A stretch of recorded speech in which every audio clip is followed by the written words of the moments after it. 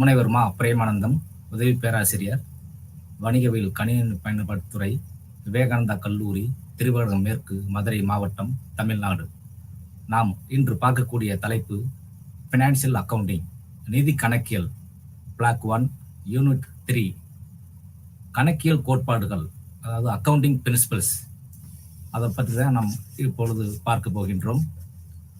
முதலாவதாக கட்டமைப்பு அப்படின்னு சொல்லக்கூடிய ஸ்ட்ரக்சர், நோக்கங்கள், அறிமுகம், சில அடிப்படை விதிகள், முறைகள், கணக்கியல் கோட்பாடுகள், பதிவு செய்யும் கட்டத்தில் கவனிக்க வேண்டிய கருத்துக்கள், அறிக்கையிடல் கட்டத்தில் கவனிக்க வேண்டிய கருத்துக்கள், புத்தக பராமரிப்பு அமைப்புகள் பற்றி நாம் பார்க்க போகின்றோம். அதே போன்று இரட்டை பதிவு முறை, ஒற்றை பதிவு முறை, இதை பற்றி நாம் அந்த கட்டமைப்பில், ஸ்ட்ரக்சரில், அமைப்பில் நாம் பார்க்க இருக்கின்றோம். முதலாவதாக நோக்கங்கள். கணக்கியல் சில அடிப்படை விதிமுறைகள் கண்டிப்பாக நாம் பயன்படுத்த வேண்டும். சொத்துக்கள், பொறுப்புகள், வருமானங்கள் மற்றும் செலவுகளை அடையாளம் காண வேண்டும். அந்த கணக்கியல் கருத்துக்களின் தன்மையினுடைய அவசியத்தை நாம் கண்டிப்பாக தெரிந்திருக்க வேண்டும். அதை நாம் மனதில் பதிவு செய்து கொள்ள வேண்டும். அந்த அடிப்படை கருத்துக்களுடன் பரிச்சயத்தை வளர்த்து கொள்ளுதல் வேண்டும். கண்டிப்பாக கணக்கு புத்தகங்களில் எந்தெந்த வகையான பரிவர்த்தனைகள் பதிவு செய்யப்பட வேண்டும் என்பதை அவசியம் நாம் தெரிந்திருக்க வேண்டும். கணக்கியலில் இருந்து மூலதனம், அதாவது கேபிட்டல்ஸ் அப்படின்னு சொல்லக்கூடியது, பொறுப்புகள், லைபிலிட்டிஸ், மற்றும் சொத்துக்களின் அளவுகளை கண்டிப்பாக கண்டறிய வேண்டும். அசட்ஸ், எவ்வளவு நமக்கு சொத்துக்கள் இருக்கின்றது என்பதை நாம் கண்டிப்பாக அதனுடைய நோக்கங்கள் மூலமாக தெரிந்து கொள்ள வேண்டும். அடுத்தபடியாக அவனுடைய புத்தகம் வைத்திருக்கும் 2 முறைகளை நாம் கவனிக்கப்பட வேண்டும். என்னென்ன புக்ஸ் நம்ம ரெக்கார்ட்ஸ் மெயின்டைன் பண்றோம் அப்படின்னு சொல்லிட்டு அதை நம்ம ரெடி பண்ண வேண்டும். முதலாவதாக அறிமுகத்துல ஏற்கனவே நீங்க யூனிட் 1ல நீங்க பார்த்திருப்பீங்க. கணக்கினுடைய தன்மை, அதனுடைய நோக்கம் மற்றும் முக்கியத்துவம் பற்றி கண்டிப்பாக நீங்க எல்லாருமே அறிஞ்சிருப்பீங்க நான் நினைக்கிறேன். கணக்கியலினுடைய பெரும்பாலும் பகுதியில் பார்த்தீங்கன்னா வியாபாரத்தின் மொழி என்று நாம் அழைக்கின்றோம். அது எல்லாருக்குமே, அனைவருக்கும் தெரிந்தது ஒன்றுதான். மொழி என்பது ஒரு தொடர்பு வழிமுறைகள். கணக்கியலும் இந்த செயல்பாட்டை நாம் செய்து வருகின்றோம். இந்த தொடர்பு கொள்கிறது அவனுடைய ஆர்வமுள்ள தரப்பினருக்கு ஒரு வணிக நடவடிக்கைகளுக்கு ஒரு பெரிய ஒரு முடிவுகளாக இது நாம் புரிந்து கொள்ள வேண்டும். முதலில் மொழி இந்த யூனிட்டில் அழகில் சில விதிமுறைகளை நாம் தெரிந்து கொள்ள வேண்டும். இந்த யூனிட்டின் மூலமாக அனைவரும் தெரிந்து கொள்ள வேண்டும். கணக்கியலில் பார்த்தீங்கன்னா பொதுவாக பயன்படுத்தப்படும் அவருடைய அடிப்படை கருத்துக்கள் மற்றும் அதனுடைய கணக்கினுடைய அமைப்பு, இது எல்லாத்தையும் நம்ம அறிமுகத்தில் நம்ம தெரிஞ்சு கொள்ள வேண்டும். அடுத்தபடியாக சில அடிப்படை விதிமுறைகளை நாம் அனைவரும் கற்றுக்கொள்ள வேண்டும். உட்பொருள், என்டிட்டி அப்படின்னு சொல்லுவாங்க என்ற வார்த்தையின் பொருள் ஒரு திட்டவட்டமான ஒரு தனிநபரை கொண்ட ஒரு பொருள் இருப்பாக நம்ம இருக்க வேண்டும். வணிக நிறுவனம் என்பது குறிப்பாக அடையாளம் காணக்கூடிய ஒரு வணிக நிறுவனமாக நமக்கு இருக்கக்கூடியதா இருக்கும். உதாரணமாக Kannan jewellers, Prakash pipes limited முதலியன ஒரு கணக்கியல் ஒரு அமைப்பாக வகுக்கப்பட்டுள்ளது. ஒரு குறிப்பிட்ட வணிக நிறுவனத்திற்கு அதனுடைய கணக்கினுடைய நிறுவனம் என்று நாம் அழைக்கின்றோம். அதனுடைய நிகழ்வு மற்றும் பரிவர்த்தனை நிதியில் மாற்றத்தை கொண்டு வரவும் அது எதுவும் ஒரு பொருளினுடைய நிலைமையை நிகழ்வு என்று நாம் அழைக்கின்றோம். அந்த சில அடிப்படை விதிமுறைகள்ல வேறு சில வார்த்தைகள் கூறுவோமானால், ஒரு நிகழ்வு ஒரு நிறுவனத்திற்கு விளைவு, அதனுடைய பரிவர்த்தனை என்பது ஒரு குறிப்பிட்ட வகையான நிகழ்வு சம்பந்தப்பட்டதாகும். அது என்னென்ன பரிவர்த்தனை நாம் என்று பார்க்கவிருக்கின்றோம். அதுல 2 பரிவர்த்தனைகளை நாம் பிரிக்கின்றோம். ஒன்று பார்த்தீங்கன்னா பண பரிவர்த்தனை அப்படின்னு சொல்லுவாங்க, மற்றும் இன்னொன்று பார்த்தீங்கன்னா கடன் பரிவர்த்தனை அப்படின்னு சொல்லக்கூடியது. அதுல பண பரிவர்த்தனை என்பது ஒரு பரிமாற்றத்தில் ஒரு ரொக்கம் சம்பந்தப்பட்ட கேஷ் கொடுத்து நம்ம வந்து ஒரு பொருள் வாங்கக்கூடியதா இருக்கும். அது வந்து பண பரிவர்த்தனையில ரொக்க பரிவர்த்தனையாக நம்ம வந்து கருத வேண்டும். உதாரணமாக ஒரு பொருள நம்ம வந்து வாங்க போறோம் அப்படின்னா, பணத்த குடுத்துட்டு அந்த பொருள நமக்கு வந்து வாங்குகிறோம். வா உதாரணமாக அவனுடைய வாகனம் வாங்குதல், பணம் செலுத்துதல், வாடகை முதலியன எல்லாமே அதனுடைய ரொக்க பரிவர்த்தனையாக நாம் கருத வேண்டும். அதேபோன்று கடன் பரிவர்த்தனைகள் அப்படி சொல்லக்கூடியது. உதாரணமாக ஒரு குறிப்பிட்ட தேதியில நமக்கு வந்து ஒரு பொருட்கள் நமக்கு வந்து வாங்குகின்றோம். ஏப்ரல் 15, 2018 நமக்கு வந்து அந்த பொருள் கடனுக்கு நமக்கு வாங்குறோம். அந்த கடன எப்ப நம்ம திருப்பி செலுத்தப் போகிறோம்? ஆகஸ்ட் 1ஆம் தேதி 2018 அன்று நாம் செலுத்தப்பட வேண்டும். அந்த பொருளுக்கு பெயர் தான் அவனுடைய பொருள வாங்குறது, கடனுக்காக நமக்கு வந்து வாங்குறது. அதுக்கு பேரு கடன் பரிவர்த்தனை என்ற நிகழ்வாக நாம் கருதப்பட வேண்டும். ஆக 2 பரிவர்த்தனைகள். கடன் பரிவர்த்தனை, இன்னொன்று பண பரிவர்த்தனை அப்படின்னு நம்ம வந்து சொல்லுகின்றோம். ஒவ்வொரு பொருள்களுக்கும் ரொக்கத்தை நம்ம கொடுத்துவிட்டு பொருள் வாங்கினால் அது ரொக்க பரிவர்த்தனையாகும். ஒரு பொருளை வாங்கி கொண்டு பணம் செலுத்தாமல் ஒரு குறிப்பிட்ட தேதியில் பின்னர் நாம் செலுத்தப்பட வேண்டியது அது கடன் பரிவர்த்தனையாக நாம் கருத வேண்டும். அந்த சில அடிப்படை விதிமுறைகள்ல பொருட்கள், அதாவது கூட்ஸ் அப்படின்னு சொல்லக்கூடியது சரக்குகள். அதை எப்படி நம்ம வந்து சொல்றோம்னா, சரக்குகள் என்ற சொல் வணிகம் கையாளும் ஒரு ஆர்டிகல்ஸ், அது கட்டுரைகளை மட்டுமே அது குறிக்கின்றது. ஒரு விற்பனை நோக்கத்திற்காக வாங்கப்பட்ட பொருட்கள் அது கூட்ஸ், அதாவது சரக்குகள் என்று நாம் அழைக்கப்படுகின்றோம். வணிகத்தில் அவற்றை பயன்படுத்தும் நோக்கத்திற்காக வாங்கப்பட்ட பிற கட்டுரைகள், அதாவது ஆர்டிகல்ஸ் அப்படின்னு சொல்லுவாங்க, அதனுடைய பொருட்கள் என்று நாம் அழைக்கப்படுவதில்லை. அடுத்ததாக கடனாளி அப்படின்னு சொல்லுவாங்க. கடனாளி என்பது ஒரு வணிகத்திற்கு ஒரு சில தொகையை செலுத்த வேண்டியவர். உதாரணமாக வணிகத்திலிருந்து கடன் பொருட்களை வாங்கும் வாடிக்கையாளர், அவர்தான் நம்ம வந்து கடனாளி என்று நாம் சொல்லுகின்றோம். கடனுக்கு பொருளை வாங்கி சென்றவங்க, அவங்கள நாம் வந்து கடனாளி என்று நாம் அழைக்கப்படுகின்றோம். கடன் வழங்குபவர், அது கிரெடிட்டார்ஸ் அப்படின்னு சொல்லுவாங்க. இந்த கடனாளி என்பது டெப்டார்ஸ் அப்படின்னு சொல்லக்கூடியவங்க. இந்த கிரெடிட்டார்ஸ் என்பவங்க யாருன்னா கடன் வழங்குபவர். கடன் வழங்குபவர் என்பது வணிகம் சில தொகையை செலுத்த வேண்டியவர். ஒன்று வணிகத்திற்கு பொருட்களை வழங்குபவர் அல்லது சில சேவைகளை கடனில் வழங்குபவர், ஒரு கடன் கொடுத்தவர், அவரை தான் நம்ம வந்து கடன் வழங்குபவர், அவரை கிரெடிட்டார்ஸ் அப்படின்னு நம்ம வந்து ஆங்கிலத்தில் நாம் குறிப்பிடுகின்றோம். இந்த சில அடிப்படை விதிமுறைகள்ல கணக்கு புத்தகங்கள், புக்ஸ் ஆஃப் அக்கவுண்ட்ஸ் அப்படின்னு சொல்லுவாங்க. இதுல வெவ்வேறு பதிவுகளினுடைய தொகுப்புகளாக நமக்கு வந்து இருந்தாலும், ஒரு கட்டப்பட்ட புத்தகங்கள் அல்லது ஒரு தளர்வான தாள்களினுடைய வடிவம், இதில் பல்வேறு வணிக நிகழ்வுகள் மற்றும் பரிவர்த்தனைகள் பதிவு செய்யப்படுகின்றன. எடுத்துக்காட்டாக பார்த்தோம்னா குறிப்பேடு மற்றும் பேரேடு அப்படின்னு சொல்லுவாங்க. ஒவ்வொரு நாட்களும் நடக்கக்கூடிய நடவடிக்கைகளை குறிப்பேட்டு பதிவில் நாம் பதிவு செய்ய வேண்டும். அதுதான் நம்முடைய குறிப்பேடு என்று குறிப்பிடுகின்றோம். ஆங்கிலத்தில் ஜேர்னல் என்ட்ரி அப்படின்னு சொல்லுவாங்க. மற்றும் பேரேடு அப்படி சொல்லக்கூடிய லெட்ஜர் என்ட்ரி அப்படின்னு சொல்லுவாங்க. இரண்டுமே கண்டிப்பாக எல்லா நிறுவனங்களிலும் இதை நாம் பயன்படுத்த வேண்டும். அதனுடைய புத்தகங்களை நாம் பராமரிக்க வேண்டும்.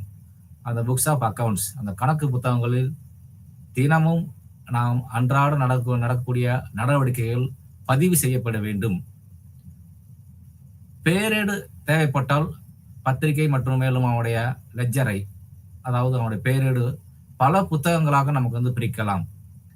அதுல நுழைவு அப்படின்னு சொல்லுவாங்க, என்ட்ரி அப்படின்னு சொல்லக்கூடியது கணக்கு புத்தகங்கள்ல ஒரு சில பரிவர்த்தனைகளை அல்லது நிகழ்வுகளை பதிவு செய்தல் ஒரு நுழைவு என்று அழைக்கப்படுகிறது. அதான் வந்து என்ட்ரி, டேட்டாவை நமக்கு வந்து என்ட்ரி பண்ணக்கூடியது.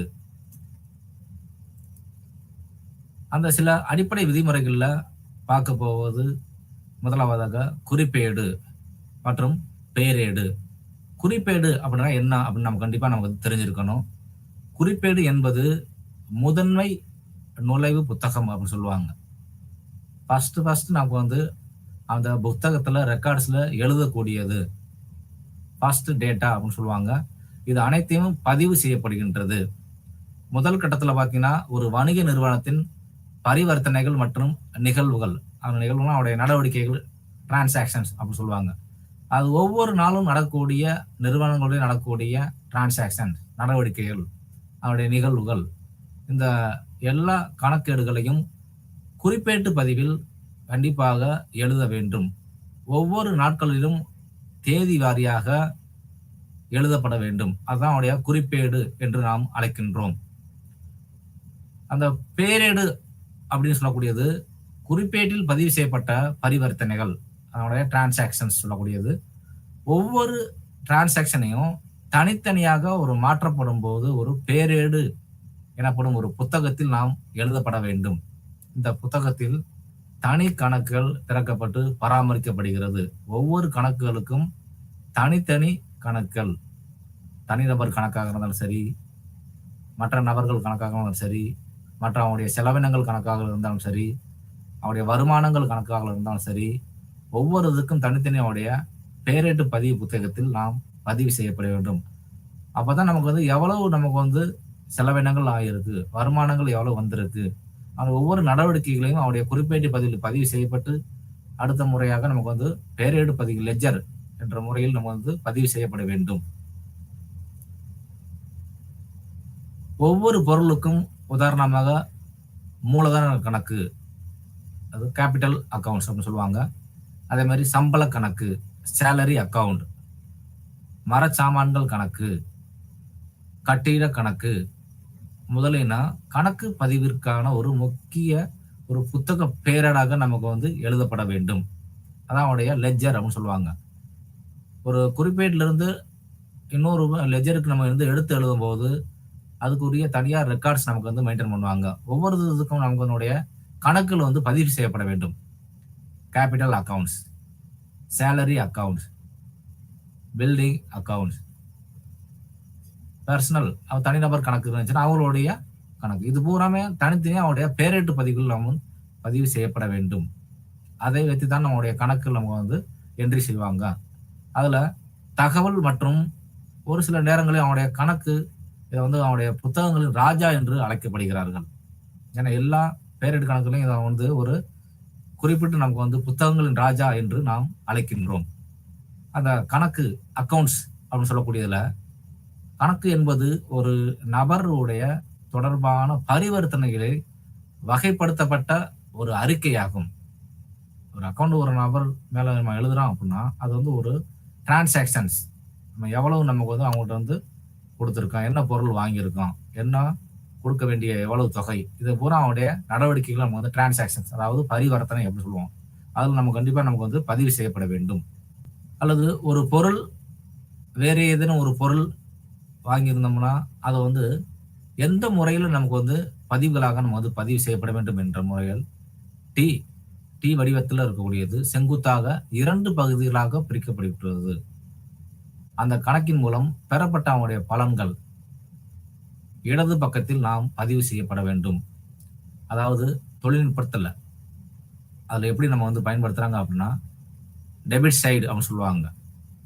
பற்று அந்த சைடுல நாம் அதனுடைய தரும் பலன்களை கண்டிப்பாக எழுதப்பட வேண்டும். கணக்குகளை வலதுபுறத்தில் பதிவு செய்யப்பட வேண்டும். அது எந்த நடவடிக்கைகள், அதாவது பரிவர்த்தனைகள் சொல்லக்கூடிய டிரான்சாக்ஷன் சொல்லக்கூடியது தொழில்நுட்ப ரீதியாக சொல்லணும்னா கிரெடிட் சைடு அப்படின்னு நமக்கு அழைக்க வேண்டும். டெபிட் சைடு, கிரெடிட் சைடு, பற்று மற்றும் வரவு பகுதி அப்படின்னு சொல்லுவாங்க. அதை இந்த அடிப்படை விதிமுறைகள் மூலமாக அனைவரும் நாம் கண்டிப்பாக தெரிந்திருக்க வேண்டும். இந்த வகையான பதிவு முறைகளை நிகர முடிவு, அதாவது அந்தந்த கணக்கா என்பதை நாம் அறிய உதவுவது அதிகமாக நமக்கு இதை பெற்று தந்துள்ளது. ஒரு கணக்கை டெபிட் செய்ய இது டெபிட்டில் ஒரு பரிவர்த்தனைக்கான ஒரு நுழைவு செய்வதாகும். அதாவது நமக்கு டேட்டாவை என்ட்ரி பண்ணக்கூடியது. அது ஒரு கணக்கு புத்தகத்தில் இடதுபுறம் நாம் எழுதப்பட வேண்டும். கணக்குல வரவு வைப்பது கிரெடிட் சைடுல ஒரு பரிவர்த்தனைக்கு ஒரு நுழைவு செய்வதாகும். அதாவது என்ட்ரி பண்ணக்கூடியது.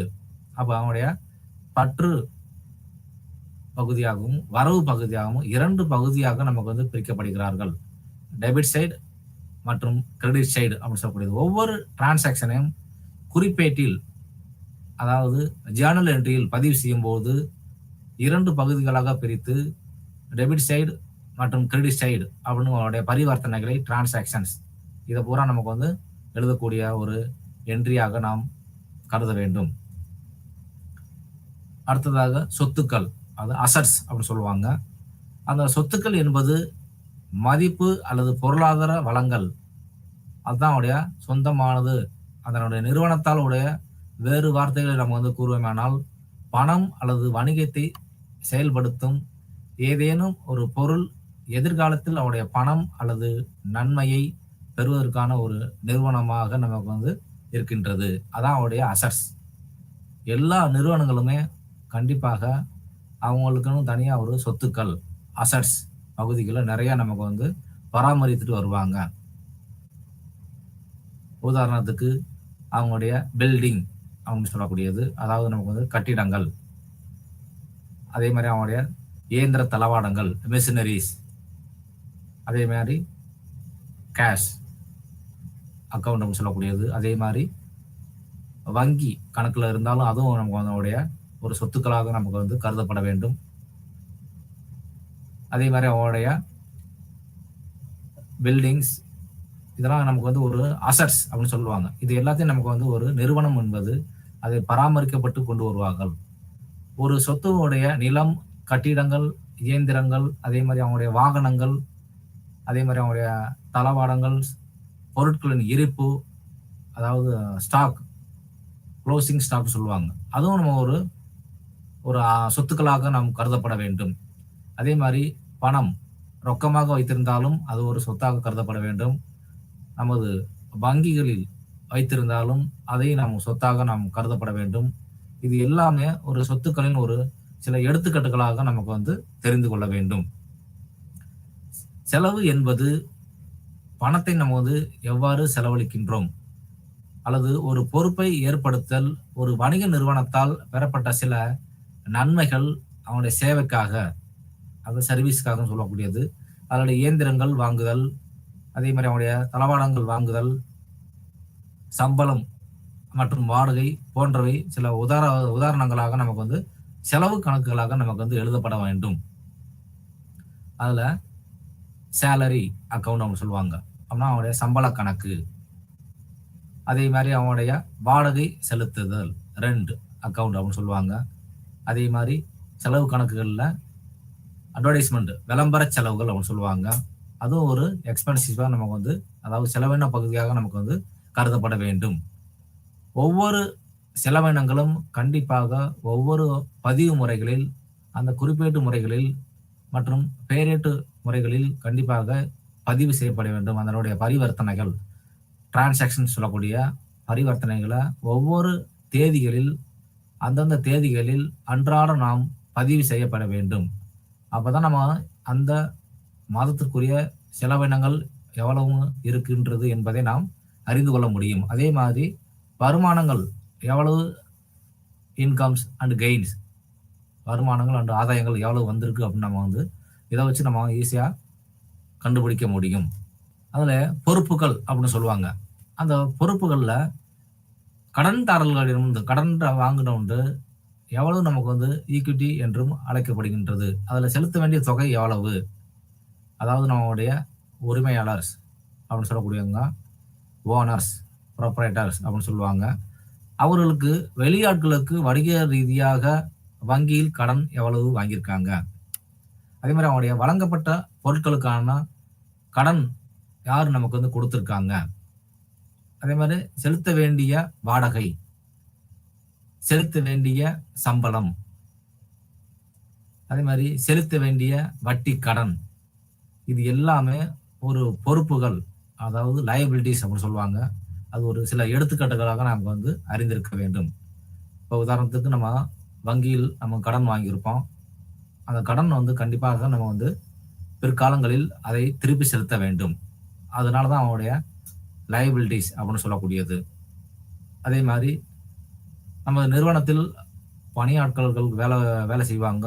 அவங்களுக்கு நம்ம செலுத்த வேண்டிய சம்பளம் பாக்கி வச்சிருப்போம். அப்ப அது பிற்காலத்துல காலகட்டங்கள்ல கண்டிப்பா அத வந்து அவங்களுக்கு நம்ம வந்து செலுத்த வேண்டிய ஒரு தொகையாக கருதப்பட வேண்டும். அதை நாம் பொறுப்புகள், அதாவது லயபிலிட்டீஸ் அப்படின்னு சொல்லுவாங்க. அதுவும் கணக்குல லயபிலிட்டி சைடுல நமக்கு வந்து பொறுப்புகள் சைடுல நமக்கு வந்து எழுத வேண்டும். இது ஒரு எடுத்துக்காட்டாக நமக்கு வந்து தெரிந்து கொள்ள வேண்டும். அதே மாதிரி மூலதனம், கேபிட்டல் கேபிட்டல் அப்படின்னு சொல்லுவாங்க. இந்த மூலதனம் என்பது உரிமையாளர்களுடைய முதலீடு தொகை. இது வந்து ஒரு பிரதிபலிக்கிறது ஒரு நிறுவனத்தினுடைய சொத்துக்கள் மீதான உரிமையாளரின் உரிமை கோரல் மற்றும் உரிமையாளரின் பங்கு என அறியப்படுகிறது. அதுவும் ஒரு நிகர சொத்துக்கள் அல்லது நிகர மதிப்பு என்று அழைக்கப்படுகிறது. அவங்க அதனுடைய நிறுவனத்திற்காக முதல்ல நமக்கு வந்து ஒரு மூலதனம் வந்து கொண்டு வருவாங்க, கேபிட்டல் அமௌண்ட். அதையும் நம்ம என்ன பண்ணணும்னா அதை திரும்ப அவங்களுக்கு நமக்கு வந்து கொடுத்துருவோம், திரும்ப கொடுக்கப்பட வேண்டியது. அதனாலதான் அவனுடைய பொறுப்புகள் பக்கத்தில் நம்ம வந்து அவனுடைய புத்தகத்தில் பதிவு செய்யப்பட வேண்டும். அப்ப சொத்துக்கள் என்றால் என்ன, பொறுப்புகள் என்றால் என்ன, அது என்னென்ன நடவடிக்கைகள், அது என்னுடைய டிரான்சாக்ஷன்ஸ், என்னுடைய பரிவர்த்தனைகள் அப்படின்னு நமக்கு வந்து பார்த்திருப்போம். இப்ப பாத்தீங்கன்னா அவனுடைய சொத்துக்கள்ல வந்து நிலம், கட்டிடங்கள், இயந்திரங்கள், வாகனங்கள், தளபாடங்கள், அதனுடைய பொருட்களுடைய இருப்பு, பணம், வங்கியில் இருக்கக்கூடிய பணம், இது எல்லாமே ஒரு சொத்துக்களாக நமக்கு வந்து கருதப்பட வேண்டும். அதே இது செலவினங்கள் என்பதை நாம் ஏற்கனவே நாம் குறிப்பிட்டபடி அதனை எதற்காக நமக்கு வந்து செலவு செய்கின்றோம், சம்பளம் கொடுக்கின்றோம், அவனுடைய பணியாளர்களுக்கு சம்பளம் கொடுக்கப்பட வேண்டும். அதே மாதிரி அந்த கட்டிடத்தில் நமக்கு வந்து வாடகை செலுத்த வேண்டும் என்றால் அது ஒரு செலவு கணக்காக நமக்கு வந்து பராமரிக்கப்பட வேண்டும். அதே மாதிரி அதனுடைய நிறுவனத்திற்காக நமக்கு வந்து விளம்பர செலவினங்கள் பணி செய்திருந்தாலும் அதை நாம் ஒரு செலவு கணக்குகளை தான் நமக்கு வந்து எடுத்துக்கொள்ளப்பட வேண்டும். அதே போன்று அவனுடைய பொறுப்புகள் சம்பந்தப்பட்டதாக இருந்தாலும் அதனுடைய வங்கியில் கடன் வாங்குவது, அது தனிநபர் கடன் நமக்கு வந்து வாங்கியிருந்தாலும் அந்த நிறுவனத்துக்காக வாங்கப்பட்ட கடன்கள் வந்து அதில் நமக்கு வந்து சேர்த்திருப்பாங்க. வாங்கப்பட்ட பொருட்களுக்கான கடன் வழங்குபவர், செலுத்த வேண்டிய வாடகை, அதே மாதிரி செலுத்த வேண்டிய சம்பளம், செலுத்த வேண்டிய அவருடைய வட்டி கடன் எல்லாமே அது ஒரு ஒரு சிறிய எடுத்துக்காட்டாக நமக்கு வந்து தெரிந்து கொள்ள வேண்டும். அதே மாதிரி அவனுடைய மூலதனத்தையும் நமக்கு ஒரு கேபிட்டல் அமௌண்ட்ஸ் அப்படின்னு சொல்லுவாங்க. அந்த அமௌண்ட்டையும் நமக்கு வந்து ஒரு லைபிலிட்டிஸ் கணக்குல நமக்கு வந்து கண்டிப்பாக நமக்கு வந்து எழுதப்பட வேண்டும். அந்த சில அடிப்படை விதிமுறைகள்ல எடுப்புகள் அப்படின்னு சொல்லுவாங்க தமிழ்ல, டிராயிங்ஸ், அதாவது எடுக்கப்பட்ட தொகை அல்லது வணிகத்திலிருந்து தனிப்பட்ட பயன்பாட்டிற்காக ஒரு உரிமையாளர் எடுக்கப்பட்ட பொருட்களின் மதிப்பை குறிக்கின்றது. உதாரணமாக ஒரு நிறுவனத்தின் நம்ம உரிமையாளராக நம்ம இருக்கிறோம் அப்படின்னா நமது நிறுவனத்திலிருந்து நம்ம தனிப்பட்ட செலவினங்களுக்காக பர்சனல் யூஸ் அப்படின்னு சொல்லுவாங்க. அது மாதிரி நமக்கு வந்து அவனுடைய நிறுவனத்துல பணம் எடுத்து செலவழிச்சாங்க அப்படின்னா அதுக்கு வந்து டிராயிங்ஸ், அதாவது எடுப்புகள் கணக்கு அப்படின்னு சொல்லுவாங்க, டிராயிங்ஸ் அக்கௌண்ட்ஸ் அப்படின்னு சொல்லுவாங்க. அது கண்டிப்பாக நம்மளுடைய பற்று சைடு நமக்கு வந்து எழுதப்பட வேண்டும். அதே மாதிரி லாபம், அதாவது ப்ராஃபிட் அப்படின்னு சொல்லுவாங்க. லாபம் என்பது ஒரு குறிப்பிட்ட காலத்தில் செலவை விட வருமானம் அதிகமாகும். நம்ம அந்த நிறுவனத்துல எவ்வளவு நமக்கு வந்து செலவு செய்யறாங்க, அதற்கேற்றார் போல் வருமானங்கள் எவ்வளவு நமக்கு வந்து இருக்கின்றது, அதைத்தான் அவனுடைய ப்ராஃபிட் அப்படின்னு சொல்லுவாங்க. அதான் ஒரு ஒரு ஓனர்ஸ், உரிமையாளருக்குரிய பங்காக நாம் கருதப்பட வேண்டும். அப்ப எந்த ஒரு நிறுவனம் இருந்த ஆரம்பித்தாலும் கண்டிப்பாக ப்ராஃபிட் எடுக்க வேண்டும், ப்ராஃபிட் ஏர்ன் பண்ண வேண்டும் அப்படின்னு தான் நினைப்பாங்க. அப்ப செலவுகளை குறைத்து வருமானங்களை அதிகப்படியாக ஈட்டப்பட வேண்டும். அதான் அவனுடைய ப்ராஃபிட், லாபம் அப்படின்னு சொல்லுவாங்க. அடுத்தபடியாக அவனுடைய இழப்பு அப்படின்னு சொல்லுவாங்க, லாஸ் அப்படின்னு சொல்லுவாங்க. இது ஒரு வகையில பாத்தீங்கன்னா அந்த பணம் இழப்பு என்பது பணத்தினுடைய மதிப்பு பெறாமலேயே இழக்கப்படுகிறது. ஏதேனும் ஒரு நன்மையோட உதாரணமாக திருட்டு அல்லது தீ விபத்தில் இழந்த பணம், அல்லது பொருட்கள் லாபம் மற்றும் இழப்பு பணங்களுடைய கணக்கிலிருந்து அவனுடைய பின்னணியில் இழப்பு என்பது ஒரு செலவினங்களினுடைய அதிகப்படியான ஒரு அளவை நமக்கு வந்து குறைக்கிறது. அதுதான் அவனுடைய இழப்பு, அது லாசஸ் அப்படின்னு சொல்லுவாங்க. ஒரு குறிப்பிட்ட காலத்துல பாத்தீங்கன்னா அதிக வருமானம் இருக்கும். அதே மாதிரி ஒரு சில காரணங்களால அந்த எந்த ஒரு சந்தர்ப்பத்திலையும் பாத்தீங்கன்னா இழப்பு வந்து ஒரு உரிமையாளரோட இழப்பை குறிக்கிறது. அது ஒரு சம பங்காக நமக்கு வந்து எடுத்துக்கொள்ள வேண்டும். எல்லா நிறுவனங்களிலும் ப்ராஃபிட், அதாவது லாபம் என்பது இருக்கும். அதே போன்று ஏதாவது ஒரு சந்தர்ப்ப சூழ்நிலைகளில், இடர்பாடுகளில் அது ஒரு இழப்பை நமக்கு வந்து ஏற்படுமாறு ஒரு சூழ்நிலை நமக்கு வந்து அமைகின்றது. உதாரணமா பார்த்தீங்கன்னா, அவனுடைய திருட்டு போகுது. அதே மாதிரி ஒரு ஃபயர், தீ விபத்துனால நம்முடைய நிறுவனமே நமக்கு வந்து அழிந்து போச்சுனாலும், அது ஒரு பெரிய லாஸாக நமக்கு வந்து, அதாவது இழப்பீடாக நமக்கு வந்து கருதப்பட வேண்டும். அந்த சில அடிப்படை விதிமுறைகள்ல பார்த்தீங்கன்னா, வருமானம் அப்படின்னு சொல்லுவாங்க. இன்கம் அப்படின்னு சொல்லக்கூடியது. வருமானம் என்று அழைக்கப்படுவது ஒரு வணிக நிறுவனத்தினால் சம்பாதித்த தொகை அதன் முக்கிய அல்லது மைய செயல்பாடுகளை உருவாக்கும் ஒரு செயல்பாடுகளின் விளைவாக அதனுடைய பொருட்கள் அல்லது சேவைகளை நமக்கு வந்து விற்பனை செய்கின்றது. அதான் அது விற்பனை மூலமாக நமக்கு வந்து கிடைக்கக்கூடியது. அதான் அவனுடைய இன்கம் அப்படின்னு சொல்லக்கூடிய அது வருமானம். ஒரு பொருளை நம்ம வந்து விற்கிறோம் அப்படின்னா அதிலிருந்து கிடைக்கக்கூடிய எவ்வளவு நமக்கு வந்து வருமானங்கள் இருக்கு, செலவினங்கள் போக வருமானங்கள் எவ்வளவு இருக்கு என்பதை நாம் அந்த நிறுவனத்தால் சம்பாதித்த தொகையை அதன் ஒரு முக்கிய அல்லது மைய செயல்பாடுகளை வைத்து உருவாக்கும் அவருடைய செயல்பாடுகளுடைய விளைவாக அதனுடைய பொருட்கள் மற்றும் அதனுடைய சேவைகளின் விற்பனையை பற்றி நாம் தெரிந்து கொள்ள வேண்டும். அதாவது ஆதாயம் அப்படின்னு சொல்லுவாங்க, கெயின்ஸ் அப்படின்னு சொல்லக்கூடியது. ஆதாயம் என்பது ஒரு தற்செயலான ஒரு நிகழ்வுகள் அல்லது ஒரு பரிவர்த்தனைகளிலிருந்து எழும் ஒரு லாபம், ஒரு சொத்தை விற்பனை செய்தல், அதன் நீதிமன்றத்தில் வெற்றி பெறுதல், பாராட்டு போன்ற வணிகத்திற்கு நிலம் மற்றும் கட்டிடங்கள் போன்ற மதிப்புகளை நமக்கு வந்து ஒரு ஆதாயமாக நமக்கு வந்து கருதப்பட வேண்டும். அந்த கெயின்ஸ் அதுல பாத்தீங்கன்னா அவனுடைய வரவு பக்கத்துல நம்ம வந்து குறிப்பேடுல எழுதுவாங்க. அதாவது ஜேர்னல் என்ட்ரியில எவ்வளவு நமக்கு வந்து வருமானம் இருக்குது, எவ்வளவு நமக்கு வந்து ஆதாயம் வருகின்றதோ அது எல்லா பதிவுகளையும், அதாவது பரிவர்த்தனைகளையும் வரவு பக்கத்தில் எழுதப்பட வேண்டும். அதே அதே போன்று செலவினங்கள் ஏற்பட்டால் அதை பற்று சைடு நம்ம வந்து, அதாவது டெபிட் சைடு அப்படின்னு சொல்லுவாங்க. டெபிட் சைடு நமக்கு வந்து எழுத வேணும். வருமானம் மற்றும் ஆதாயங்கள் இருந்தால் வரவு சைடு, அதாவது கிரெடிட் சைடுன்னு சொல்லுவாங்க, அந்த பகுதியில் நாம் பதிவு செய்யப்பட வேண்டும். வர்த்தக தள்ளுபடி அப்படின்னு சொல்லக்கூடியது, அதாவது அவருடைய ட்ரேட் டிஸ்கவுண்ட் அப்படின்னு சொல்லக்கூடியது, ஒரு விலையை எவ்வளவு நமக்கு வந்து அச்சிடுவது இந்த நாட்களில் ஒரு பொதுவான ஒரு நடைமுறையாகும். அதனுடைய தொகுப்பு பற்றிய ஒரு கட்டுரையை பற்றி தான் வந்து ஆர்டிகல்ஸ் சொல்லுவாங்க. அந்த ஆர்டிக்கல்ல குறிப்பிட்ட உள்ள விலையானது பட்டியல் விலை அப்படின்னு சொல்லுவாங்க, லிஸ்டட் பிரைஸ் சொல்லுவாங்க. அதே மாதிரி ஒரு ஆர்டிகல்ஸை வாங்கும்போது ஒரு விற்பனையாளர் ஒப்புக்கொள்ளலாம். இப்படி இந்த மாதிரி நம்ம வந்து அவங்க ஏற்றுக்கொள்கிறார்கள் என்றால் ஒரு சலுகை விலையை நமக்கு வந்து வழங்க வேண்டும்.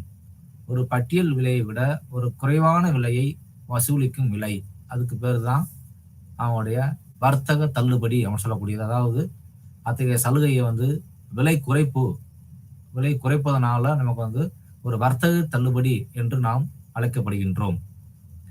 அதாவது லிஸ்டட் பிரைஸ்ன்னு சொல்லுவாங்க. அந்த பிரைஸ்ல இருந்து சலுகை விலைக்கு நமக்கு வந்து ஒரு பொருளை வித்துட்டோம்னா அதை வந்து அவனுடைய வர்த்தக தள்ளுபடி அப்படின்னு சொல்லக்கூடியது, ட்ரேட் டிஸ்கவுண்ட் அப்படின்னு சொல்லக்கூடியது. அந்த வர்த்தக தள்ளுபடி பொதுவாக பார்த்தீங்கன்னா உற்பத்தியாளரால் மொத்த விற்பனையாளருக்கு நமக்கு வந்து வழங்கப்படுகிறது. அது ட்ரேட் டிஸ்கவுண்ட் சொல்லக்கூடியது. மொத்த உற்பத்தியாளர்கள் வந்து என்ன பண்ணாங்க, அவங்களுடைய உற்பத்தியாளர்களுக்கு நமக்கு வந்து அவங்களுடைய வழங்கப்படுவது. அதே மாதிரி மற்ற மொத்த விற்பனையாளரால் சில்லறை விற்பனையாளருக்கு, ஹோல்சேலர்ஸ் அப்படின்னு சொல்லுவாங்க, அவங்க தான் மொத்த விற்பனையாளர் அப்படின்னு சொல்லுவாங்க.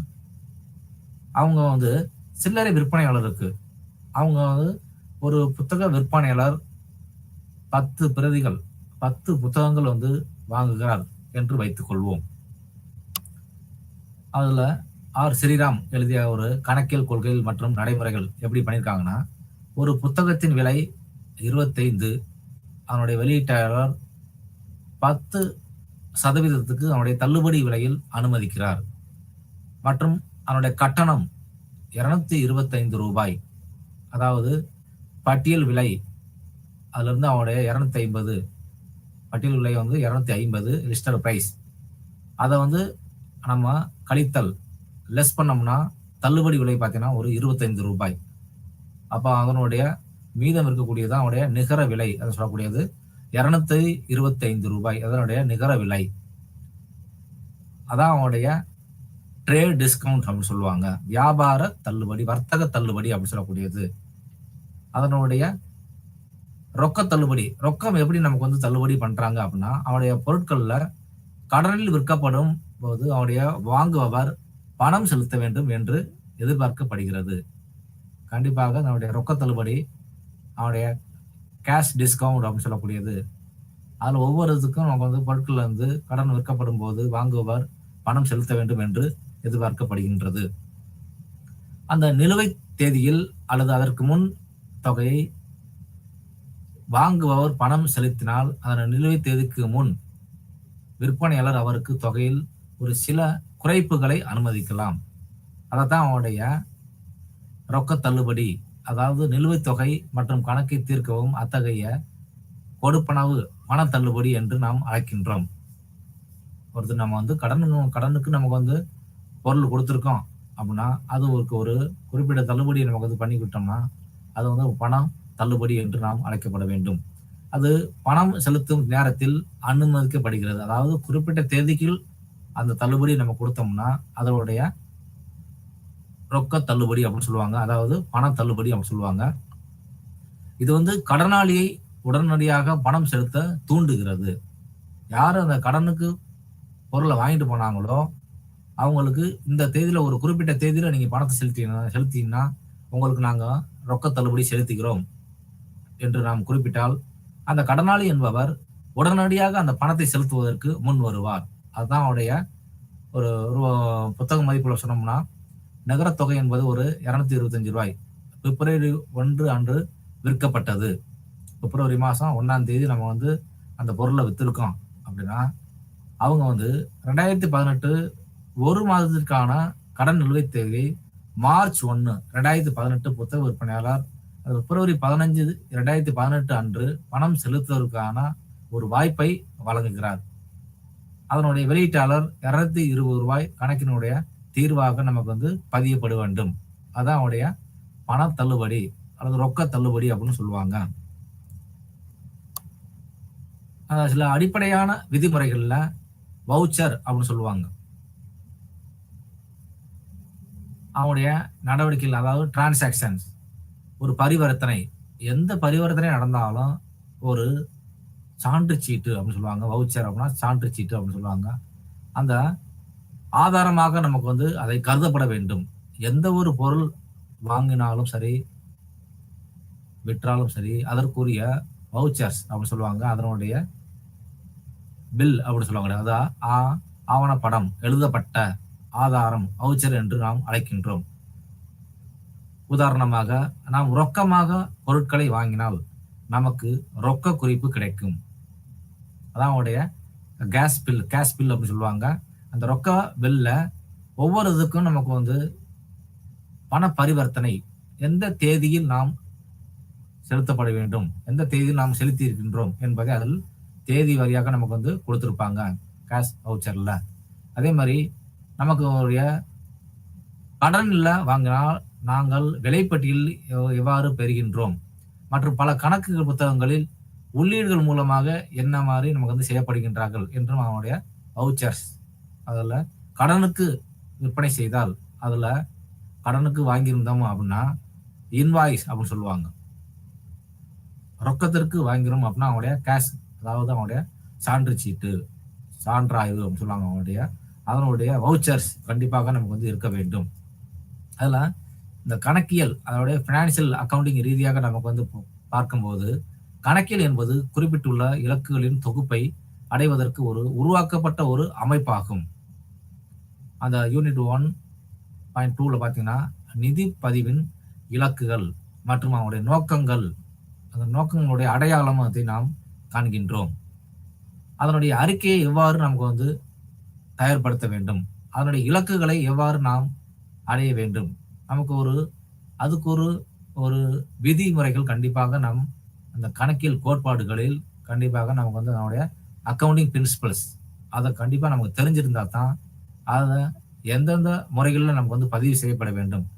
உதாரணத்துக்கு நம் குறிப்பேடு பதியப்பட வேண்டும், பரிவர்த்தனைகளை பதியப்பட வேண்டும் என்றால் அதனுடைய கணக்கியல் கோட்பாடுகள் அக்கவுண்டிங் பிரின்சிபல்ஸ் அனைவருக்கும் நாம் தெரிந்திருக்க வேண்டும். தெரிந்திருந்தால் தான் அதனுடைய சரியான நடைமுறைகளை, அவருடைய பரிவர்த்தனைகளை எழுத முடியும். அதனுடைய இலக்குகளை, அதனுடைய விதிமுறைகளை கண்டிப்பாக நமக்கு வந்து பயன்படுத்த வேண்டும்.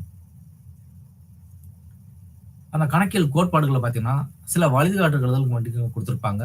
இந்த வழிகாட்டுதல்ல ஒரு அடிப்படை கணக்கியல் கருத்துக்கள் என்று நாம் அழைக்கப்பட வேண்டும். அந்த கருத்து அப்படின்னு சொன்னோம்னா ஒரு சொல்லுக்கு ஒரு யோசனை அல்லது சிந்தனை என்று பொருள்.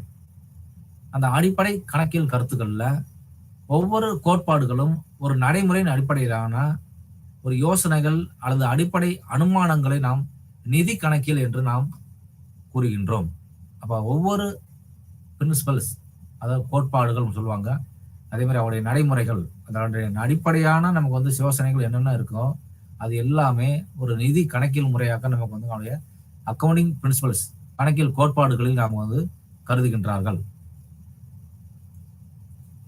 அந்த கணக்கியல் கோட்பாடுகள்ல பார்த்தீங்கன்னா கணக்குகள்ல வந்து நிகழ்வுகள் மற்றும் பரிவர்த்தனைகள் இது எல்லாத்தையும் நமக்கு வந்து ஒரு அடையாளம் காண வழிகாட்டுகின்றது. இது எந்தெந்த கணக்கு முறைகள் நாம் எழுதப்பட வேண்டும், அது எவ்வாறு பதிவு செய்யப்பட வேண்டும், அவனுடைய டிரான்சாக்ஷன் அதாவது பரிவர்த்தனைகள், அந்த நிகழ்வுகள் எந்த தேதியில் நடக்கின்றது என்பதை கண்டிப்பாக அதனுடைய குறிப்பேட்டு பகுதியிலையும் அந்த பேரேட்டு பகுதியிலையும் கண்டிப்பாக நமக்கு வந்து எழுத வேண்டும். அவற்றின் அளவீடுகள் மற்றும் பதிவு மற்றும் அவருடைய சுருக்க முறை மற்றும் அவருடைய ஆர்வமுள்ள அவருடைய தரப்பினருக்கு புகார் அளித்தல், அவனுடைய கருத்துக்கள், இவ்வாறு எல்லாத்தையும் நமக்கு வந்து இதுல கொண்டு வரப்பட வேண்டும். அவனுடைய கணக்கியல் கோட்பாடுகளில் கொண்டு வர இது உதவிகரமாக இருக்கின்றது. அவனுடைய நடைமுறை கணக்கியல்ல ஒரு சீரான தன்மையாக இது பதிவு செய்யப்பட வேண்டும். இந்த கருத்துக்கள்ல பாத்தீங்கன்னா ஆழமாக நமக்கு வந்து புரிந்து கொள்ள வேண்டும். மாணவர்களாக நீங்கள் சிறந்த நிலையில் ஒரு நிறுவனத்தை நமக்கு வந்து ஆரம்பிக்கும் போது இது மாதிரி ஒரு கணக்கியல் கோட்பாடுகளை அக்கவுண்டிங் பிரின்சிபல்ஸ் இது தெரிஞ்சாதான் அந்த பிசினஸ் நமக்கு வந்து அதாவது வியாபாரத்தை நமக்கு வந்து ஆரம்பிக்க முடியும். அதனுடைய பதிவேட்டு முறைகளை எவ்வாறு பயன்படுத்த வேண்டும், அது எவ்வாறு அதை செயல்படுத்த முறைகள் எவ்வாறு இருக்க வேண்டும் என்பதை அறிந்து கொள்ள வேண்டும். மாணவர்களை நீங்கள் கண்டிப்பாக இந்த அக்கவுண்டிங் பிரின்சிபல்ஸ் இந்த கோட்பாடுகள் தெரிஞ்சாதான் அடுத்த நிலைக்கு நாம வந்து செல்ல முடியும். இந்த அனைத்து கருத்துக்களையும் ஒரு நீட்டிப்புல வந்து கண்டிப்பாக புரிந்து கொள்ள வேண்டும். அதை மீண்டும் பார்க்கும்போது நாங்கள் உங்களுக்கு இதை திரும்ப திரும்ப அறிவுறுத்தப்படுகின்றோம். அதை நீங்களும் தற்பொழுது அதை தெரிந்து கொள்ள வேண்டும்.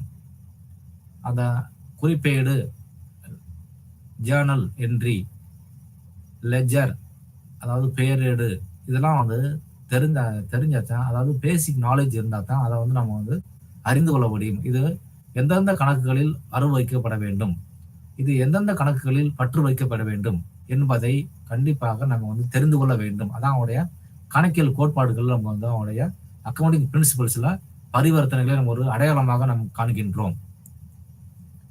இந்த கருத்துக்களை வந்து இந்த பாடத்திட்டம்லாம் குறைந்தபட்சம் வந்து ஒரு முறையாவது நமக்கு வந்து கண்டிப்பா நம்ம ஒண்ணு நீங்க தெரிஞ்சிருக்கணும். அதை படித்து பிறகு அதனுடைய கருத்துக்கள் எவ்வாறு வகைப்படுத்துகின்றார்கள், பரந்த ஒரு குழுக்களாக வகைப்படுத்தலாம்.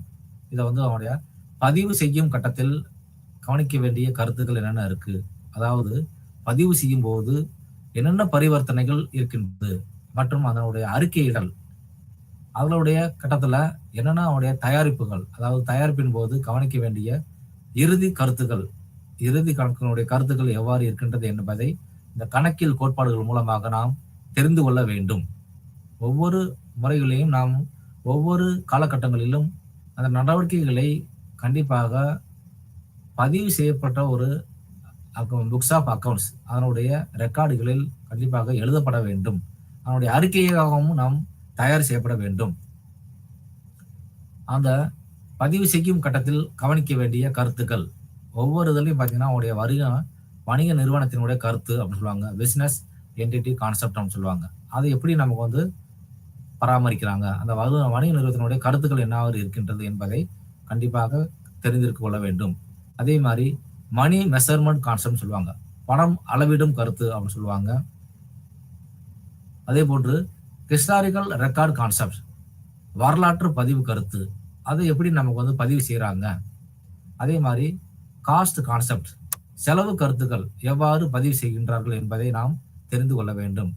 அதே மாதிரி முக்கியமாக இரட்டை அம்ச கருத்து அப்படின்னு சொல்லுவாங்க, அதையும் நமக்கு வந்து எவ்வாறு பயன்படுத்த வேண்டும் என்பதை இந்த பதிவு செய்யும் கட்டத்தில் கவனிக்க வேண்டிய ஒரு உட்கருத்துக்களை நாம் அறிந்திருக்க வேண்டும். எல்லா வணிக நிறுவனமா இருந்தாலும் சரி, எல்லாருமே இந்த பிசினஸ் என்டிட்டி கான்செப்ட், மணி மெஷர்மெண்ட் கான்செப்ட், அதாவது பணம் அளவிடும் கருத்து, வரலாற்று பதிவும் கருத்து, செலவு கருத்துக்கள், இரட்டை அம்ச கருத்துக்கள், இது எல்லாத்தையும் நமக்கு வந்து கண்டிப்பாக பதிவு செய்யப்பட வேண்டும். அந்த பதிவு செய்யும் கட்டத்தில் கவனிக்க வேண்டிய முக்கியமான கருத்துக்கள், முதலாவதாக வணிக நிறுவனத்தின் கருத்து, பிசினஸ் என்டிட்டி கான்செப்ட் சொல்லுவாங்க. அந்த ஒரு வணிகம் என்பது ஒரு ஒழுங்கமைக்கப்பட்ட வணிக நடவடிக்கைகளின் அழகு என்று பொருள். அந்த வகையில் தான் வளங்கள் கடை, ஒரு துணி வியாபாரி, ஒரு தொழில் நிறுவனம் அல்லது மின்சாரம், ஒரு வங்கி, பள்ளி, மருத்துவமனை போன்றவை அனைத்தும் வணிக நிறுவனங்களாக நமக்கு வந்து கருத வேண்டும். அதான் அவனுடைய பிசினஸ் என்டிட்டி கான்செப்ட் சொல்லுவாங்க. இது எல்லாமே ஒரு ஒரு துணி வியாபாரியா இருந்தாலும் சரி, ஒரு தொழில் நிறுவனம் நடத்துறாங்க சரி, இல்லைன்னா மின்சாரம் அல்லது ஒரு வங்கி, ஒரு பள்ளி அல்லது கல்லூரி அல்லது மருத்துவமனை போன்ற எல்லா அனைத்து வணிக நிறுவனங்களாக நமக்கு அதனுடைய வணிக நிறுவனத்தினுடைய கருத்துக்களாக நமக்கு வந்து பதிவு செய்யப்பட வேண்டும். அதே போன்று இந்த கணக்கியல் பார்வையில் பார்த்தோன்னா, ஒவ்வொரு வணிக நிறுவனமும் தனித்தனி நிறுவனமாக மற்றும் அதனுடைய உரிமையாளர்கள் அப்படின்னு சொல்லுவாங்க, அவங்க ப்ரொப்ரைட்டர்ஸ் அப்படின்னு சொல்லுவாங்க, அல்லது ஓனர்ஸ் அப்படின்னு சொல்லுவாங்க. இதுல வந்து அவங்களுடைய வேறுபட்டதாக நமக்கு வந்து அமைகின்றது. அந்த பதிவு செய்யும் கட்டத்தில் கவனிக்க வேண்டிய கருத்துக்கள்ல முக்கியமானதாக கணக்கியல் அமைப்பு என்னென்ன அது கொடுக்கிறது, அந்த வணிகத்தை பற்றிய தகவல் மட்டுமே அதனுடைய உரிமையாளர்களுடைய பற்றிய தகவல் அது அல்ல. வேறு விதமாக நம்ம கூறுவோம்னா எப்படின்னா, பரிவர்த்தனைகளை மட்டுமே கணக்கு புத்தகங்களில் பதிவு செய்கின்றோம். அதுதான் அவனுடைய வணிகம் என்று நாம் கூறுகின்றோம்.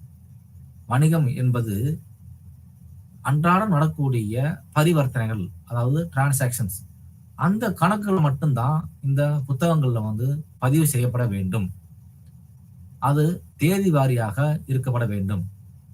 அப்ப ஏதாவது நமக்கு வந்து தேவைகள் இருக்கும்போது, ஏதாவது சரிபார்க்கும் பொழுது தேவைப்பட்டால் அதனுடைய வவுச்சர்ஸ், அதனுடைய சான்று சீட்டு அப்படின்னு சொல்லுவாங்க, ஆதார சீட்டு அப்படின்னு சொல்லுவாங்க, அதை வச்சு நமக்கு வந்து சரிபார்க்கப்பட வேண்டும். சரிபார்த்தோம் என்றால் எந்த தேதிகளில் என்னென்ன பரிவர்த்தனைகள் நடைபெற்றது அப்படின்னா பின்னர் காலத்தில் அதை வந்து நாம் சரிபார்க்கப்பட வேண்டும். அதான் அவனுடைய பதிவு செய்யும் காலகட்டத்தில் அவனுடைய கவனிக்க வேண்டிய ஒரு முக்கியமான கருத்துக்களாக நாம் கருத வேண்டும். அதே போன்று வணிகம் அதனுடைய உரிமையாளர்களுடைய தனிப்பட்ட விவரங்கள், அதாவது வீடு, உணவு, உடை ஆகியவற்றிற்கான அதாவது செலவு, இது எல்லாமே அவனுடைய வணிக உரிமையாளர்களுடைய தனிப்பட்ட முறைகள், அவனுடைய தனிப்பட்ட செலவினங்கள், அதுபோல தனி கணக்கில் நமக்கு வந்து பதிவு செய்யப்பட வேண்டும். அவர்களுடைய வணிகத்தினுடைய கணக்கு புத்தகங்களில் எப்பொழுதாவது உரிமையாளர்களுடைய தனிப்பட்ட செலவினம் வணிக நிதியில் இருந்து மேற்கொள்ளப்படுகிறது. ஒரு சில காலகட்டங்களில் பார்த்தீங்கன்னா அவருடைய சொந்த செலவுகளுக்காக அதனுடைய நிறுவனத்திலிருந்து பணத்தை எடுத்து நமக்கு வந்து செலவு பண்ணுவாங்க. அப்ப அந்த இது வணிக புத்தகங்களில் பதிவு செய்யப்படும். கண்டிப்பாக அது பதிவு செய்திருக்காங்களா இல்லைன்னு நம்ம வந்து சரிபார்க்கப்பட வேண்டும். இது உரிமையாளர்களுடைய வரைபடமாக பதிவு செய்யப்படும் வணிக செலவாக அல்ல. அதாவது வரைபடம்ன்றது அவனுடைய டிராயிங்ஸ், எடுப்பு கணக்குன்னு சொல்லுவாங்க. அது எல்லாமே அவருடைய சொந்த செலவுக்காக வணிக நிறுவனத்திலிருந்து ஒரு குறிப்பிட்ட செலவுக்காக பணத்தை எடுத்து செலவு செஞ்சிருப்பாங்க அந்த ஓனர்ஸ், இந்த ப்ரொப்ரைட்டர்ஸ் சொல்லுவாங்க. அப்ப அந்த கணக்கு வந்து எடுப்புகள் கணக்குல நமக்கு வந்து பதிவு செய்யப்பட வேண்டும். இதை ஒரு வணிக செலவாக நாம் எழுதப்படக்கூடாது. முக்கியமாக இதை அனைத்து மாணவர்களும் தெரிந்து கொள்ள வேண்டிய விஷயம். இது ஒரு வணிக செலவாக நம்ம வந்து எடுத்துக்கொள்ளக்கூடாது. அது அவருடைய பர்சனல் செலவாக நமக்கு வந்து எடுத்துக்கொள்வாங்க. அதான் அவருடைய டிராயிங்ஸ் சொல்லுவாங்க. இந்த பண அளவிடும் கருத்து அப்படின்னு சொல்றது மணி மெஷர்மெண்ட் கான்செப்ட் சொல்லக்கூடியது. பொதுவாக பார்த்தோம்னா அவனுடைய வணிகமானது வெவ்வேறு அதனுடைய அலகுகளை பல பொருட்களை கையாளுகிறது. Kilogram, quintal, ton, metre, litre போன்ற ஒவ்வொரு பொருளுக்கு ஏற்றால் போர் அதனுடைய பொருட்களுடைய அலகுகள் அதை நம்ம பிரிக்கப்படுகின்றது. விற்பனை மற்றும் கொள்முதல் என்றால் வெவ்வேறு பொருட்கள் அவற்றினுடைய இயற்பியல் அலகுகளினுடைய அடிப்படையில் பதிவு செய்யப்படுகின்றன. அவற்றை ஒன்றாக சேர்க்கின்றன. அதனுடைய என்னென்ன பிரச்சனைகள் இருக்கின்றது என்பதை அதை நாம் தெரிந்து கொள்ள வேண்டும். இவை ஒரு பொதுவான ஒரு வகுப்பில் பதிவு செய்யப்பட்டால் அவற்றின் மொத்தமானது ஒரே மாதிரியாகவும் அர்த்தமுள்ளதாகவும் கண்டிப்பாக மாறுபடும். எனவே எங்களுக்கு ஒரு பொதுவான தேவை அளவீட்டு அலகு பணம் இந்த செயல்பாட்டை எவ்வாறு செய்கின்றது, இது பொதுவானதாக நாம் ஏற்றுக்கொள்ளப்படுகிறது. அதனுடைய கணக்கியல் நோக்கத்திற்காக அளவிடும் அலகு. எனவே அது அனைத்து பதிவுகளும் முடிந்தது. அதாவது அந்த வணிகத்துக்கு நமக்கு முடிந்து போயிடுச்சு அப்படின்னு நம்ம இந்த அமைக்கப்படும் நாட்டினுடைய நிலையான நாணயத்தின் அடிப்படையில் நாம் கருதப்பட வேண்டும். உதாரணமாக இந்தியாவில் இது ஒரு ரூபாய் மதிப்பீட்டில் அதாவது அடிப்படையில் நம்ம செய்யப்படுகிறது. அதே போன்று அமெரிக்காவில் பார்த்தோம்னா அவங்களுடைய விதிமுறைகளில் பார்த்தீங்கன்னா அமெரிக்க டாலர்கள் அந்த முறையில் அவங்களுடைய அதனுடைய கணக்குகள் நமக்கு எழுதப்படுகின்றது, பதிவு செய்யப்படுகின்றது. நம்முடைய இந்திய வணிகத்தில் பார்த்தீங்கன்னா ரூபாய் அடிப்படையில் அவங்களுடைய கணக்குகளை நமக்கு பதிவு செய்யப்படுகின்றோம். மற்றும் அமெரிக்கா மற்ற கண்ட்ரிகளில் அவர்களுக்கு உள்ளான அவனுடைய இதில் அவனுடைய கணக்குகளில் பதிவு செய்யப்படுகின்றார்கள். உதாரணமாக அமெரிக்காவில் பார்த்தீங்கன்னா டாலர்ஸ் அப்படின்னு சொல்லுவாங்க. அதுக்கு தகுந்த மாதிரி அவங்களுடைய பதிவு முறைகள் நமக்கு ஒவ்வொரு காலகட்டத்திலும் கண்டிப்பாக பணத்தை எவ்வாறு அளவிடும் கருத்துக்கள் எவ்வாறு பதிவு செய்யப்படுகின்றது என்பதை குறிப்பிட்டு தெரிந்து கொள்ள வேண்டும்.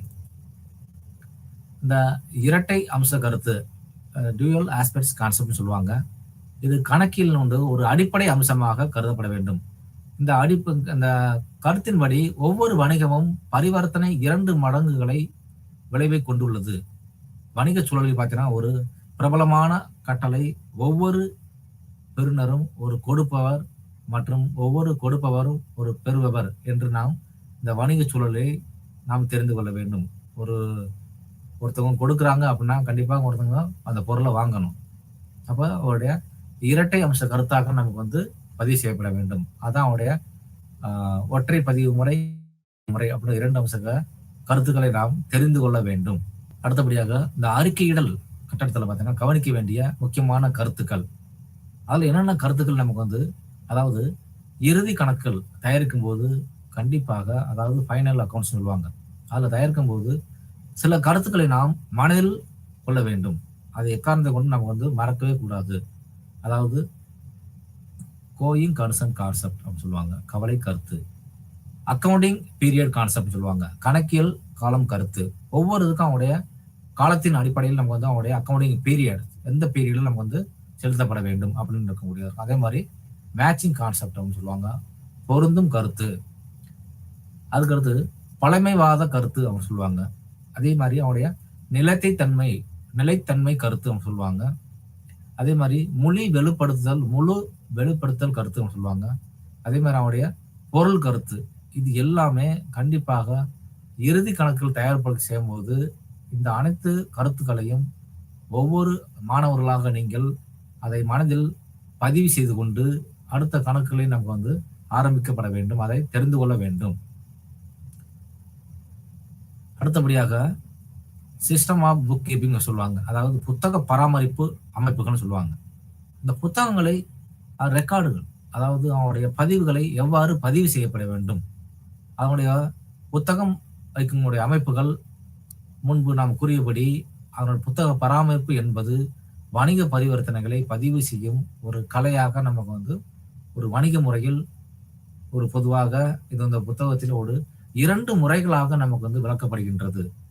ஒன்று இரட்டை பதிவு முறை சொல்லுவாங்க, டபுள் என்ட்ரி சிஸ்டம் சொல்லுவாங்க. மற்றொன்று ஒற்றை பதிவு முறை, சிங்கிள் என்ட்ரி சிஸ்டம். இது யாராரு இந்த புத்தகங்களை பராமரிப்பார்கள், இது எந்தெந்த நிறுவனத்திற்கு நாம் இதை பயன்படுத்த வேண்டும், சிறு நிறுவனங்களுக்கெல்லாம் எந்த முறைகள் பயன்படுத்துவார்கள், பெரிய பெரிய நிறுவனங்கள் எந்த முறைகளை இதை பதிவு செய்வார்கள் என்பதை பார்ப்போம். முதலாவதாக அவனுடைய இரட்டை பதிவு முறை, அதாவது டபுள் என்ட்ரி சிஸ்டம் சொல்லுவாங்க. அந்த இரட்டை பதிவு முறையில பாத்தீங்கன்னா 2 அம்ச கருத்துக்களுடைய கீழ் ஒவ்வொரு வணிக பரிவர்த்தனையும் இருப்பதை நாம் கற்றுக்கொள்ள வேண்டும். அது என்னென்ன அம்சங்கள் அப்படின்னு நம்ம வந்து இப்ப சொல்ல போறோம். அதை நீங்க வந்து கண்டிப்பா அனைத்து மாணவர்களாக நீங்கள் இதை தெரிந்து கொள்ள வேண்டும்.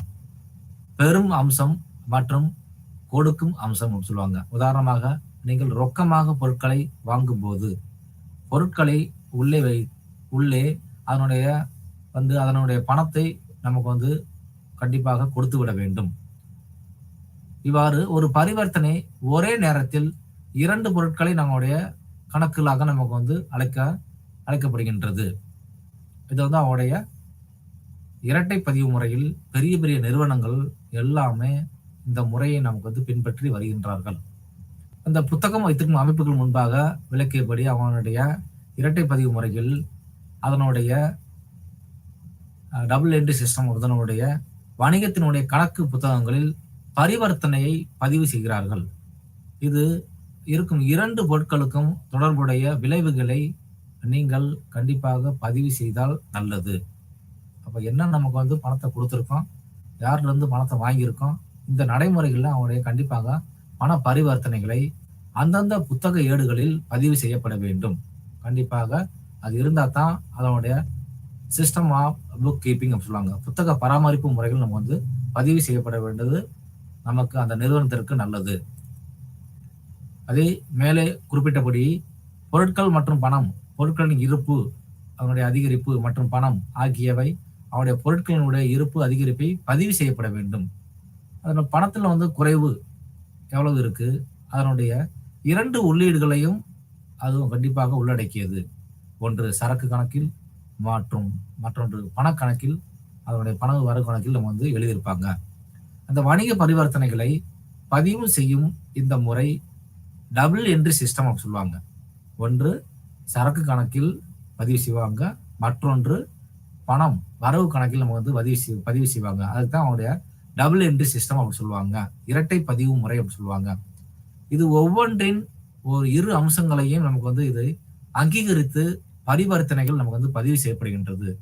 இது எந்த காலத்திலையும் இந்த ஒரு பதிவு என்பது கண்டிப்பாக இரட்டை பதிவு முறை அப்படின்னு சொல்லுவாங்க. அவனுடைய டபுள் என்ட்ரி சிஸ்டம் இது பெரிய பெரிய நிறுவனங்கள், அனைத்து நிறுவனங்களும் இதை அனைவரும் கடைபிடிக்க வேண்டும். கண்டிப்பாக இதை இந்த இரட்டை பதிவு முறை இந்த சிஸ்டத்தை நமக்கு வந்து உள்ளடக்கியதாக நமக்கு வந்து கருத வேண்டும். அந்த இரட்டை பதிவு முறையினால என்னென்ன நன்மைகள் இருக்கு, இந்த அமைப்பின் ஒவ்வொரு நன்மைகளையும் அனைத்து பரிவர்த்தனைகளினுடைய முழுமையான மற்றும் நம்பகமான பதிவை வழங்குகின்றது. அதே போன்று 2 விளைவுகளை பதிவு செய்கின்றது. இது ஒரு வருமானம் மற்றும் செலவுகள், சொத்துக்கள் மற்றும் பற்றிய ஒரு முழு தகவலை வழங்குகின்றது. இந்த இரட்டை பதிவு முறையில் நன்மைகளை பார்த்தீங்கன்னா, வணிகத்தின் பொறுப்புகள், ஒரு நிர்வாகத்தை சரியான முறையில் முடிவுகள் எடுக்க உதவுகின்றது. ஒரு கணக்கு புத்தகங்களின் எண்கணித துல்லியத்தை இதன் மூலம் நாம் அறியலாம். அதே இது சோதனை சமநிலையை நாம் தயார் செய்யலாம். ஒரு வணிகத்தினுடைய செயல்பாடுகள், நிதி முடிவு, அதாவது லாபம் அல்லது இழப்பு எளிதாக இந்த இரட்டை பதிவு முறையின் மூலமாக நாம் கண்டறிய முடியும். இந்த ஒற்றை பதிவு முறை என்பது பரிவர்த்தனை ஒரே ஒரு அம்சமாக என்று நாம் அர்த்தம் அல்ல. இது ஒரு பதிவு செய்யப்பட்டது, ஒரு முழுமையற்ற அல்லது குறைபாடு உள்ள இரட்டை நுழைவு முறை பொதுவாக அழைக்கப்படுகிறது. ஒற்றை பதிவு முறை என்பது இந்த அமைப்பின் கீழ் இந்த அனைத்து பரிவர்த்தனைகளும் பதிவு செய்யப்படவில்லை மற்றும் அனைத்து கணக்கு பதிவுகளும் பராமரிக்கப்படவில்லை அப்படின்னா தான் அவனுடைய ஒற்றை பதிவு முறை நாம் என்று அழைக்கப்படுகின்றோம். இது வந்து சிங்கிள் என்ட்ரி சிஸ்டம் சொல்லுவாங்க. இந்த சிங்கிள் என்ட்ரி சிஸ்டத்தை பரிவர்த்தனைகளை யாரும் நமக்கு வந்து எந்தெந்த சந்தர்ப்பங்கள் நம்ம வந்து பதிவு செய்யப்படுகின்றாங்க. ஆனால் சில சந்தர்ப்பங்களில் ஒரு அம்சம் மட்டுமே இது பதிவு செய்யப்படுகின்றது. ஒரு சில காரணங்களுக்காக ஏதாவது ஒரு முறையை மட்டும் நம்மளுடைய பதிவு முறைகள் நமக்கு வந்து பதிவு செய்வாங்க. ஒரு சில கணக்குகளை இதை வந்து அந்த ஒற்றை பதிவு முறையில எழுதப்பட மாட்டார்கள், அதில் கணக்குல நமக்கு வந்து வரவு வைக்க மாட்டார்கள். அதே போன்று சில பரிவர்த்தனைகளை இதை புறக்கணிக்கப்படுகின்றார்கள். அவை பதிவு செய்யப்படவில்லை என்றால் அது ஒற்றை பதிவு முறை, அதாவது ஒற்றை நிலவு கணிவு, அது கணித இரட்டை நுழைவு என்று நாம் அழைக்கின்றோம். இந்த ஒற்றை பதிவு முறை மற்றும் அது ஒரு நுழைவு மற்றும் நுழைவு இல்லாத ஒரு கலவையாகும். அந்த கணக்குகள் இந்த அமைப்பின் கீழ் பராமரிக்கப்படுகிறது. இது வந்து ஒரு முழுமையற்றதாக நமக்கு வந்து இதுல முறையற்றதாக இது இது ஒரு நம்பகத்தன்மை இல்லாத ஒரு கணக்கு பதிவு முறையாக இது கருதப்படுகின்றது. இந்த ஒற்றை பதிவு முறை என்பது யார் யாரு நமக்கு வந்து பயன்படுத்துவாங்க? இந்த பதிவு முறை யார் யாரு செயல்படுத்துவாங்க? அப்படின்னு பார்த்தோம்னா, முக்கியமா பார்த்தீங்கன்னா, சிறிய நிறுவனங்கள், குறு நிறுவனங்கள் சொல்லுவாங்க. சிறிய வணிக நிறுவனங்கள். அவங்க தான் இந்த ஒற்றை பதிவு முறைய நமக்கு வந்து எடுத்துக்கிடுவாங்க. ஏன்னா, அவங்களுக்கு வந்து ப்ராப்பரா அதாவது நமக்கு வந்து சரியான முறையாக எவ்வளவு பணம் நமக்கு வந்து வச்சிருக்கோம், அவனுடைய முதலீடுகள் எவ்வளவு பண்ணியிருக்கோம், அதனுடைய செலவினங்கள் எவ்வளவு இருக்கு, மீதமுள்ள தொகை எவ்வளவு நமக்கு வந்து அவனுடைய லாபம் அதாவது ப்ராஃபிட் கிடைச்சிருக்கு என்பதை பற்றி அவங்களுக்கு வந்து அதை வந்து பார்க்க மாட்டார்கள். அதை கணக்குல வந்து பதிவு செய்யப்பட மாட்டார்கள். அன்றாடம் நடக்கக்கூடிய செலவினங்கள் எவ்வளவு இருக்கு, அன்றாடம் நடக்கக்கூடிய வருமானங்கள் எவ்வளவு இருக்கு, அதை மட்டும் அதை மட்டும் நமக்கு வந்து கணக்குல வந்து நமக்கு வந்து எழுதிக்குவாங்க. முறையான ஒரு பராமரிப்புகள் அதாவது கணக்கேடுகள், முறையான ஒரு அந்த பிரின்சிபல்ஸ் ஆஃப் அக்கவுண்டிங் சொல்லுவாங்க. அந்த ரூல்ஸ், கோல்டன் ரூல்ஸ் சொல்லுவாங்க. அதை யாரும் நமக்கு வந்து அதை கடைபிடிக்கப்படுவதில்லை.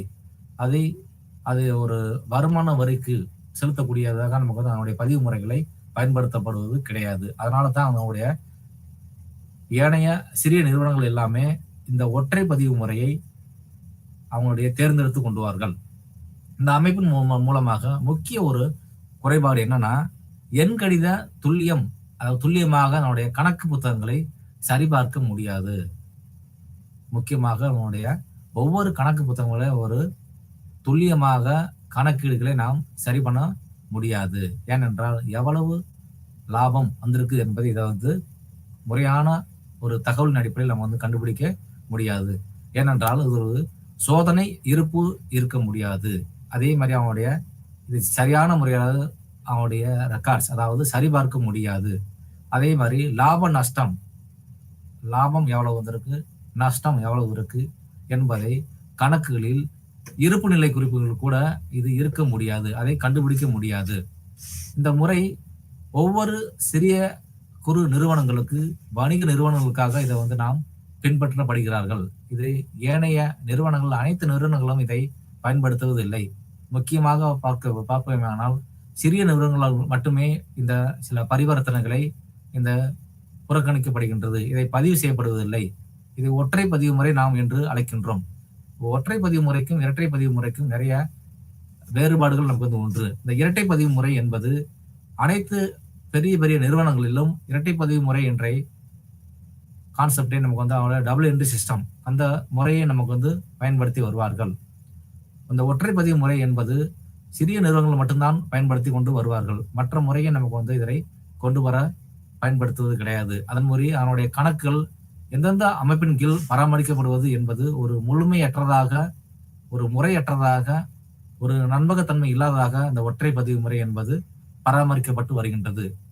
இது அனைத்து நிறுவனங்களிலும் இதை பயன்படுத்துவது கிடையாது. ஒரு சில நிறுவனங்கள் அதாவது சிறிய நிறுவனங்கள் மட்டுமே இந்த ஒற்றை பதிவு முறையை நமக்கு வந்து பயன்படுத்திட்டு வர்றாங்க. இதுல நிறைய வேறுபாடுகள் இருக்கு. ஒற்றை பதிவு முறைக்கும் இரட்டை பதிவு முறைக்கும் நிறைய வேறுபாடுகள் இருக்கு. அனைத்து பெரிய நிறுவனங்களிலும் அவனுடைய இரட்டை பதிவு முறைகளை நம்ம வந்து முக்கியமாக பார்க்கவேனால் அவனுடைய ஒவ்வொரு பதிவுகளிலும் 2 பதிவு அம்சங்களையும் நமக்கு வந்து சில சந்தர்ப்பங்களில் வந்து பதிவு செய்யக்கூடியதாக இருக்கும் ஒற்றை பதிவு முறை. ஆனால் இரட்டை பதிவு முறையில் பார்த்தீங்கன்னா அவருடைய எல்லா பதிவுகளையும் அவருடைய கணக்கு புத்தகங்களினுடைய எண்கணித துல்லியத்தை இதன் மூலமாக சரியானதாகவும் சோதனை செய்தவும் சரிபார்த்தல் நம்ம வந்து பார்க்க முடியும். வணிகத்தினுடைய செயல்பாடுகளுடைய நிதி முடிவு எவ்வளவு இருக்கு, அவருடைய லாபம் அல்லது இழப்பு எவ்வாறு இருக்கின்றது என்பதை எளிதாக நாம் இந்த இரட்டை பதிவு முறை மூலமாக நமக்கு வந்து நிறைய கண்டுபிடிப்பதற்கு நிறைய வாய்ப்புகள் உண்டு. ஆனால் ஒற்றை பதிவு முறையில எவ்வளவு லாபம் வந்திருக்கு, அதனுடைய இழப்பீடு அதாவது லாஸ் அப்படின்னு சொல்லுவாங்க, அது எவ்வளவு வந்திருக்கு அப்படின்னு நம்ம வந்து கண்டுபிடிக்க முடியாது. நிறைய நமக்கு வந்து அதனுடைய ஒற்றை பதிவுனால் நிறைய தீமைகளே ஏற்படும், நன்மைகள் என்பது இதுல இருக்காது. ஆகையால் அனைத்து மாணவர்களும் இந்த அக்கவுண்டிங் பிரின்சிபல்ஸ், இந்த கணக்கினுடைய கோட்பாடுகளை பற்றி நாம் கண்டிப்பாக தெரிந்து கொண்டிருக்க வேண்டும். அதை தெரிந்தவற்றை நாம் கணக்கு பதிவேடுகளில் சரியான முறையோடு சரியான பதிவோடு நாம் கொண்டு தெரிந்து கொள்ள வேண்டும் என்பதை நான் இந்த நிகழ்வில் நான் தெரிவித்துக் கொள்கின்றேன். அனைத்து மாணவர்களுக்கும் நன்றியை தெரிவித்துக் கொள்கின்றேன். நன்றி, வணக்கம்.